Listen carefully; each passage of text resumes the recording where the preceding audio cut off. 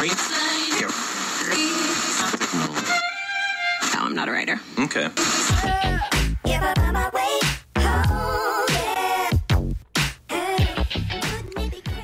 And here we go. This is Mike Lodge. I am the business advisor, and today is the first day of spring. Yesterday I spent a lot of time out in my flower garden planting flowers. And I'm hoping that this big freeze that is rolling into South Carolina is going to kill my flowers. But they look safe this morning. It was 31 degrees this morning when I took my dog Skippy for a walk. It was a cold morning. Well, it was so cold that my hands were hurting because of the cold. I had to put them into my shirt to kind of warm up as I was walking down the street. Say, a lot of us have been watching what's going on in our country regarding the banking situation. And the banking situation has spread to other countries, as we saw with Credit Suisse. So we have a issue now that Credit Suisse is now being purchased by another bank. But my concern is, are they now doubling their risk by purchasing Credit Suisse? I'm really concerned about that, and I don't think that's being asked enough. Is this a risk to the banking situation when you have two banks that may have a financial situation that may create even a bigger problem? Now they've got double the risk. I don't even know what the current bank UBS is. I don't know what their risk is. I don't know what their liquidity is. But I do know that Credit Suisse has a liquidity issue. And so does the National Bank of Sweden. Or Switzerland, I guess. So we're not asking that question, and I think we need to, because are we going to get into a bigger thing with this? It's going to be such a huge bank. And will it be having liquidity issues of itself? Now, I wanted to talk to you also about the money that you have in the bank. If you have below $250,000 in the bank, you're safe. You are insured by the FDIC. But now, if you have more than $250,000, it's probably about time that you spread that out, so that you're in one bank and another bank, so that you can get to your money. If one bank fails, you can get to your money in another bank. This is not just for business, but I'm also talking about individuals who have great sums of money in the bank. Not many of you have that, so you're safe. But those of you who do have more than $250,000, you need to spread it out, because we don't know how safe the banking situation is, and no one really can seem to forecast what's going on. I mean, there's about 200 banks that are sitting out there with a liquidity issue, and they are asking the FDIC and the Treasury Department for some help. Now, when it comes to these other banks up in San Francisco, the ones that were very badly managed, they had a problem in that their management was not watching what was going on in their banks. And the same thing that all of these failed banks that are going under, management failed and were reckless with what they were doing. I like what Payne from Fox Business said. He made an argument yesterday that instead it was an institution largely serving America's wealthiest investors that made unwise long-term investment decisions in T-bonds and other instruments itself. In other words, they went out of their way to invest in this stuff, and when inflation came, interest rates went up, and that devalued their investment instruments that they were involved in. So their balance sheet got hurt badly. They didn't have liquidity. They didn't have enough cash on hand to cover any type of situation where cash is needed. Cash in operations, cash in covering depositors, cash in investments. They got depleted because of bad management decisions. If you look at this bank in San Francisco, the Silicon Valley Bank, SVB, the management was so bad that they were giving out bonuses to employees a day or two prior to them going under. They knew what was happening. Their CEOs and senior executives were selling off stock prior to the bank going under.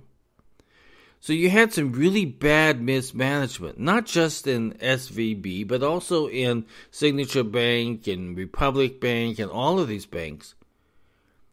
See, the problem is they lost sight of what their job really was, to be a banker. Instead, they got involved in all of these risky type investments, and they didn't know how to handle it.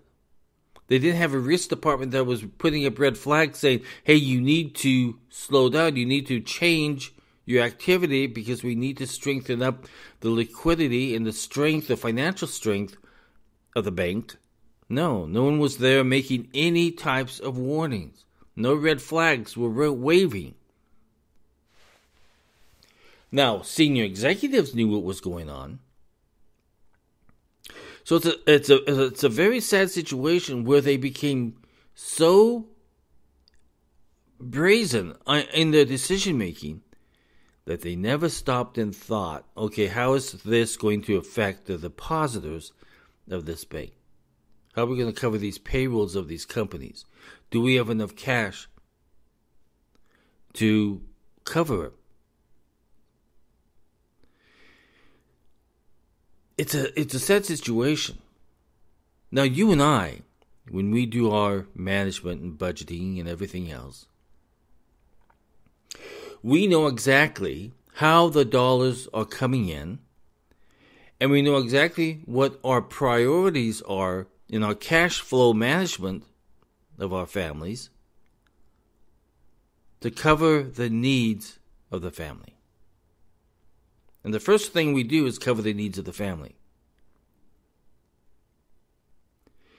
But the problem with these banks, you had senior management who was more concerned about building up the most wealthy depositors, because what they did is they went out and they said, listen, if we fund you, you have to do your banking with us. Unfortunately, with tech companies, sometimes their lives don't last very long.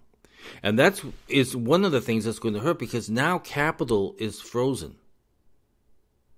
With all of these weaknesses in the banking system, capital is frozen. So getting money to be lent to you is going to be tougher.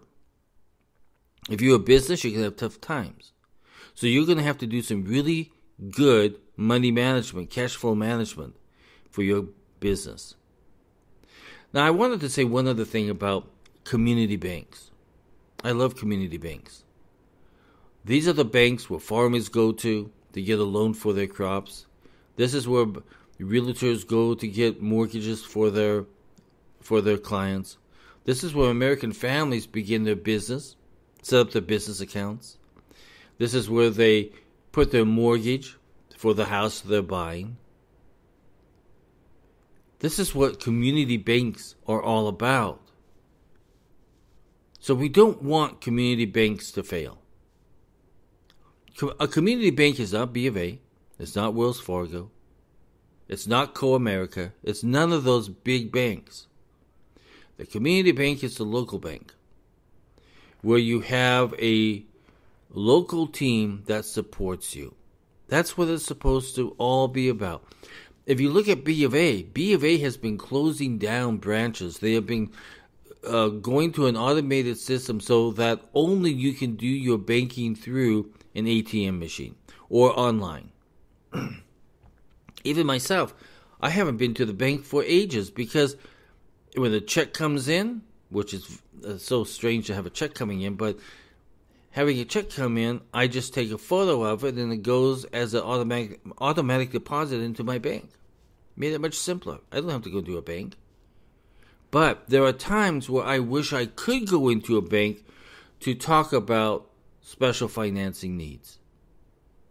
If you try to call into the bank, it becomes very difficult because they've got to get a supervisor or they don't know what the product lines are.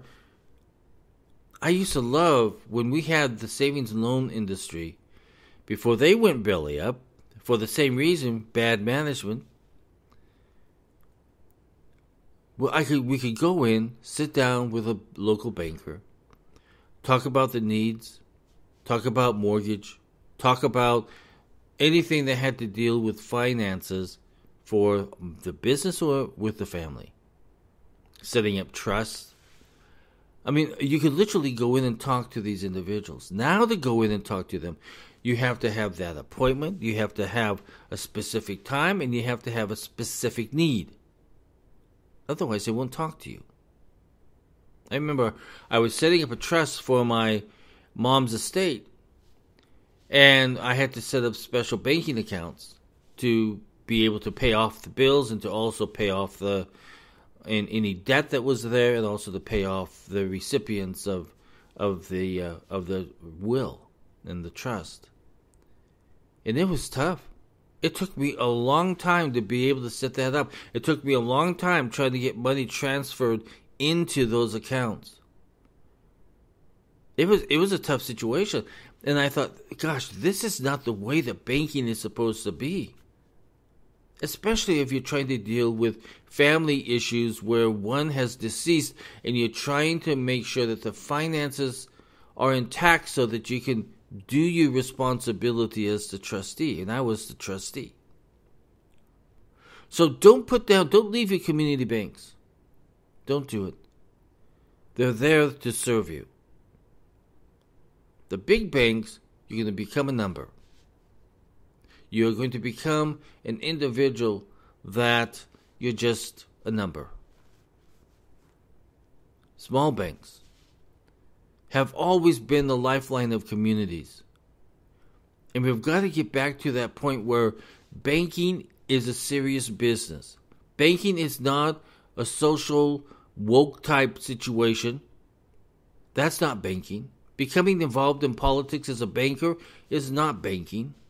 Becoming involved in woke issues within your bank, that is not banking.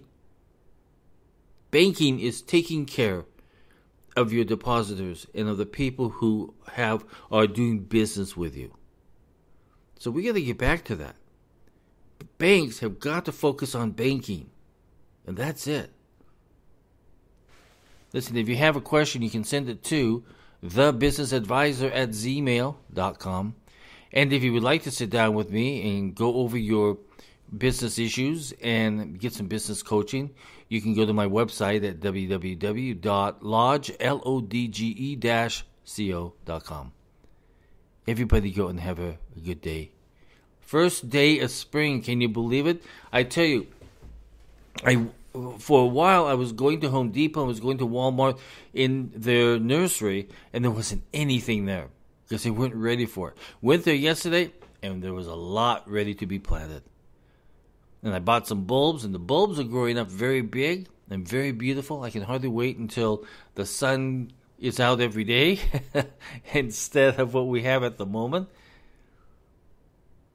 I love gardening because you know what? It takes my mind off of all of this nonsense of business and nonsense of banking and everything else. Everybody go out and have a great first day of spring. Talk with you soon. Love you guys. Bye-bye.